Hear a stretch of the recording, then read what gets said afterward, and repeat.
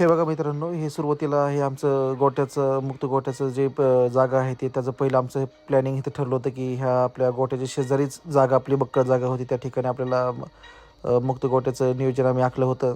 अशाच प्रकारे आम्ही JCPच्या साहाय्याने मुरुम वगैरे आणून त्या ठिकाणी मुरुम वगैरे टाकून मुरुमाची सगळी लेवल करून घेतली.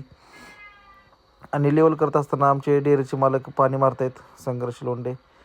अशा स्वरूपाने तुम्ही बघताय असं लेवल झालेले आहे पूर्णपणे. आणि पाणी कशासाठी मारायचं असतं की पाणी मारल्यानंतर मुरुम चेपायच्या अगोदर पाणी जर मारलं तर त्याने काय होतं की पूर्णपणे तुमचा 2-3 ते 4 इंच मुरुम खाली दबून जातो आणि त्याचा पूर्णपणे लेवलमध्ये प्रॉपर त्याचं ते सेटिंग होते मुरुमाची.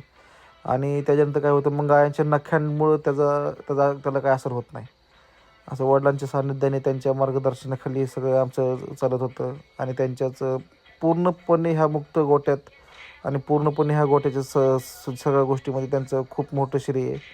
त्यांच्या सांगितलेल्या प्रत्येक निर्णयाखाली तुम्ही बघत असाल त्यांच्या जसं ते बोलतील तसं त्याप्रमाणे सगळ्या गोष्टी आम्ही करत होतो.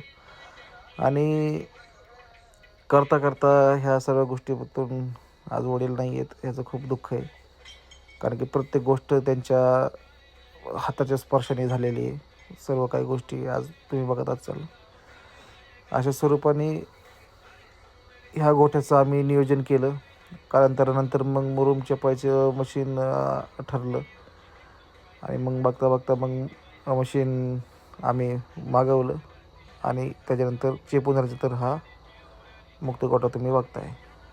अशा प्रकारे मुक्त गोठ्याचं फायनली नियोजन झालं. या व्हिडिओतून एवढंच आज. धन्यवाद.